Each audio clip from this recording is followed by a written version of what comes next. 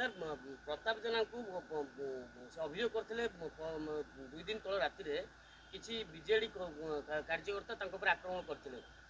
जना पड़ा से लिखी सोशल मीडिया घर पर आक्रमण करते कि परवर्त समय जना पड़ा जे से जो क्वार्टरटी रही से प्रताप जेना नुहे कारण प्रताप जेना कौन विधायक मंत्री ना कि सरकार कौन पदपदवी ना से क्वार्टरटी सालेपुर जो विधायक अच्छा प्रशांत बेहरा ना अच्छी किभली बेआईन भाव प्रशांत बेहरा क्वार्टर को आउ जन को आवंटित करदे जेकि एमती नियम ना कि विधायक केवल सी रहीपर परिवार व्यक्ति रहीपर एभली क्षेत्र में प्रताप जेना कार्यानुष्ठान होगा दरकार निश्चित भाव में देखु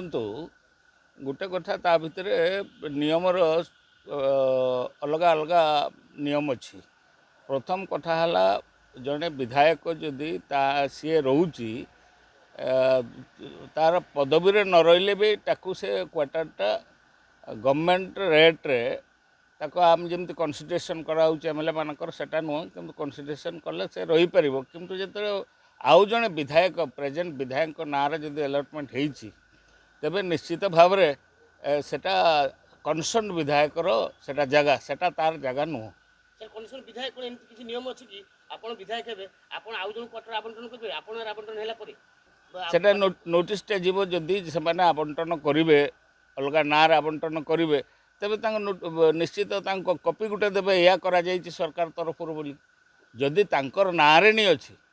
जी बर्तमान प्रेजेंट विधायक अच्छी ना नहीं जदि अच्छी से प्रताप जेना जो क्वार्टर रहा बेआईन सर निश्चित भाव में बेआईन सर जन पूर्वतन आईन मंत्री एभली बेआईन काम करेंगे आप देखते शासक दल विधायक हिसाब से अरे सेटा तो आपण मैंने 24 वर्षर घटना आपण मैंने निजे देखी कौन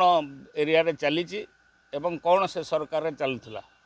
तेणु से अनुसार अनुमान निश्चित भाव में करुवे जोरजार मुलकतार एठी जदिओ से भली अच्छी